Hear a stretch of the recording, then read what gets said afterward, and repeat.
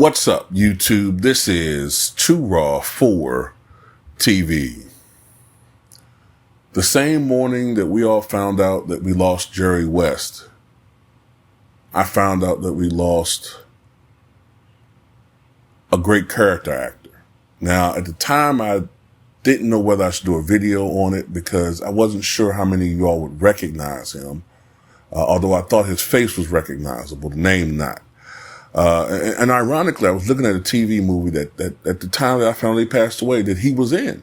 At that very moment when we all found out Jerry West passed away, I was looking at this TV movie, this old TV movie from the early 90s. It was an HBO movie called The Jackie Presser Story. Now, Jackie Presser was a Teamsters boss who, unbeknownst to the mob, unbeknownst to virtually everybody, he was an informant for the FBI.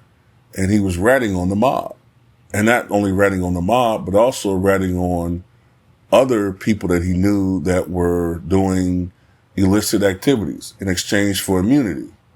Now, you could call him a rat, but he had motivations, self-preservation, because he found out that the mob, who had been basically robbing the Teamsters pensions funds blind since the days of Jimmy Hoffa, they were getting more bold, and they were threatening to off Jackie Presser for someone that they found more flexible to do whatever they want him to do, But anyway, I was looking at that movie, and Tony LaBianca in that movie portrayed Alan Dorfman, who was later off by the mob.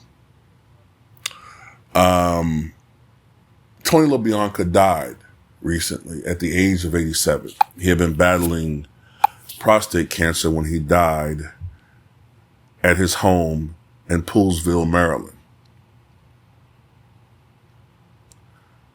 Mr. LaBianca made a vivid impression in The Honeymoon Killers, a film back in 1970, a low-budget black and white film based on a true story that came to be regarded as a cult classic.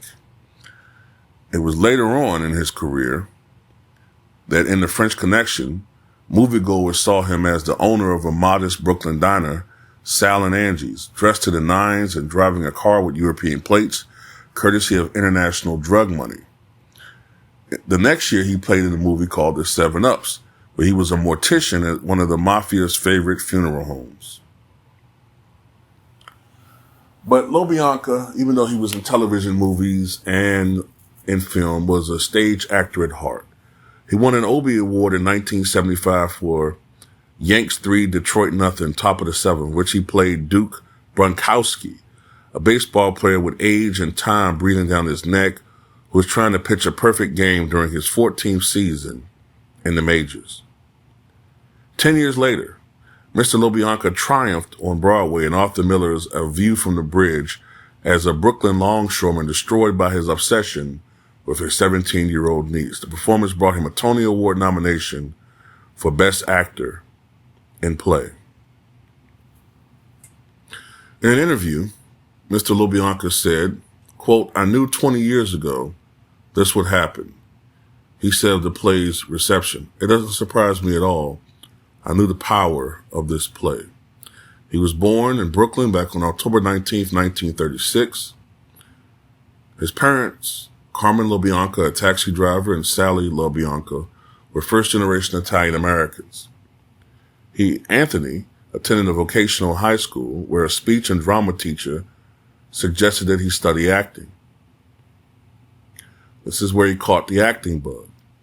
But before so, he had the audacity to try out for the Brooklyn Dodgers in high school, though he felt sure he was good enough to play, and that he wasn't. He wasn't good enough, but he was good enough to be enrolled in the dramatic workshop of the New School, and in 1963 created the Triangle Theater Company, where he directed productions and appeared in The Adding Machine, Nature of the Crime, The Three Penny Opera, and other plays. His Broadway credits include Tartuffe, Incident at Vichy, The Royal Hunt of the Sun, and The 90-Day Mistress. Those of you who are fans of Get Smart may recall that he once played a chaos agent on that favorite 1960s spy show. And as far as television is concerned, TV movies, back in 1979, he portrayed Rocky Marciano in Rocky Marciano.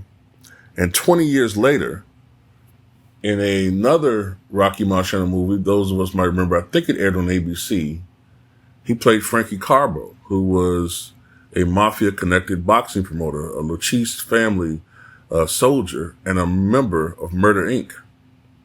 You also may recall that back in 1995, you've seen the movie Nixon. Tony Bianco played Johnny Roselli. If you've seen the HBO TV movie Tyson, which starred Michael Jai White, you may recall that he played Jimmy Jacobs in that movie. Active until the end, he's one of the great character actors of the last 50 years, often portraying Italian Americans, whether in mob lore or political lore or in good guy or bad guy roles. In a television movie and in theater, he portrayed beloved Italian mayor, New York Mayor, Fiore LaGuardia. Tony LaBianca, dead at the age of 87.